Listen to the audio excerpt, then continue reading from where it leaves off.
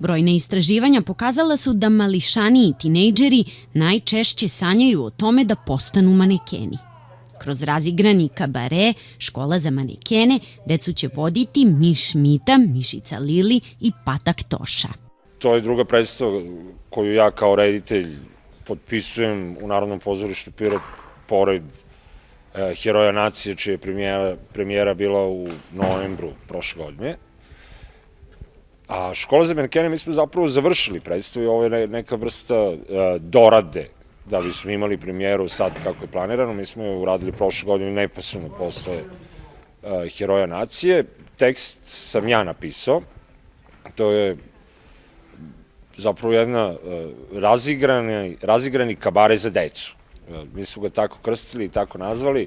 A zašto Škola za manekene? Pa zato što negde dok smo mali, mi svi želimo da budemo nekakvi manekeni, nekakvi fudbaleri, nekakvi košarkaši, nekakvi sportisti, pre svega zahvaljujući tome što svako od nas ima nekakve svoje junake. Tako sam ja, pričajući sa devojčicama, sa malim devojkama, zapravo shvatio da svako od njih želi da bude nekakva manekinka i svako od njih želi da bude najlepša na svetu. I negde su čak i manekinke zamenile te nekadašnje princeze svojom gracioznošću, svojom lepotom, a Škola za manekene je zapravo jedan komični naziv, zato što su glavni junaci ove naše priče, ove naše bajke Mišica Lili, Miš Mita, Patak Toša, Pas Švarci, Mača Klaki i naravno tu je Zec koji je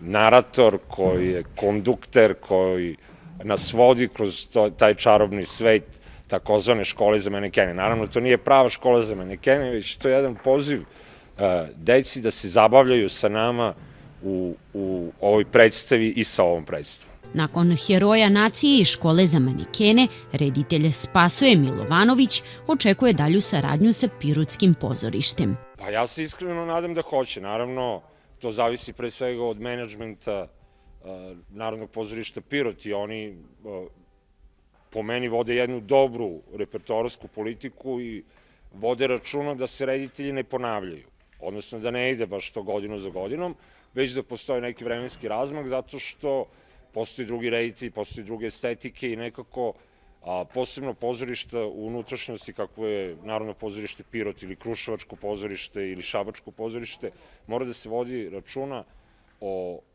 različitim interesima publike. Znate, pa tako, moja estetika je jedna, od Bojane Lazić estetika druga, od Jelene Gogavac treća, ali svi zajedno zapravo činimo repertoar Narodnog pozorišta u Pirotu i činimo da se publika osjeća zadovoljnom kad dođe da pogleda neko od predstava. Premijera predstave je u sredu 11. februara.